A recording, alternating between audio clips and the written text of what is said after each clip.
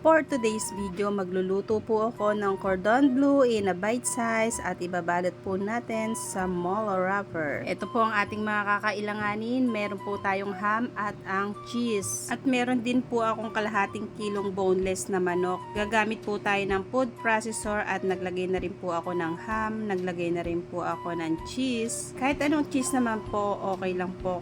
Depende na po sa inyo yan at naglagay na rin po ako ng pampalasa kagaya na asin at saka po ng garlic powder. At ayan guys, gigilingin lang po natin siya ng maigi at pag ganito na po ang texture niya, okay na po yan. Pwede na po natin siyang balutin. Pagbabalot naman po, ito po yung dalawang wrapper na aking gagamitin. Etong isa guys, kulay dilaw at yung isa po ay kulay puti. Dilaw guys, medyo dry at ito pong kulay white, medyo malambot po siya, kaya po dahan-dahan lang po pag kayo po ay gumamit ng ganyang wrapper dahil madali po siyang napupunit. At sa pagbabalot lang po, simple lang po yung aking ginawa. Ilang po ako ng giniling sa gitna at ayan, tiniklop ko lang po siya na magkabila at yung parang buntot sa gilid ay tiniklop ko lang din po at kasama ko pong gumagawa ang aking anak. Yan guys, parang may itsurang pulburon pa yun ang gawa ng aking anak at sobrang dami naman po marami din pong natira at meron pa po kami gagamitin sa susunod. Naubusan po kami ng wrapper. Pagluluto naman po, medyo marami po tayong nagamit na mantika at lulunodin po natin sila kagaya niyan guys. Inilagay ko na rin po yung iba nating mga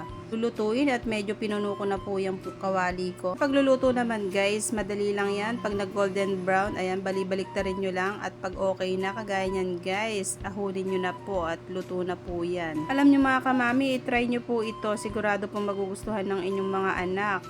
Pwede po siyang pang merienda, napakasarap po, lalo na po yung ating gagawing sausawan. Pwede rin po siyang panghandaan. Sa paggawa naman ng garlic dip, gagamit po ako ng magnolia, mayo, 5 cloves garlic. Pinino ko lang po siya ng maigi at naglagay po ako ng kalahating kutsarita pepper at saka po kalahating kutsaritang asukal. Lalaputan kayo sa inyong sausawan, pwede kayong maglagay ng ting tubig at ayan na nga po. At tapos na po ang ating pagluluto, pwede na po nating man ang masarap na cordon bleu in a bite size. Nalot po natin sa molo wrapper na napakasarap po ng sausawan guys. Try nyo po at sigurado pong magugustuhan nyo. Hindi nyo po pagsisisihan guys. Comment po kayo kung taga saang lugar kayo para alam ko naman po kung saan po nakarating ang aking munting video.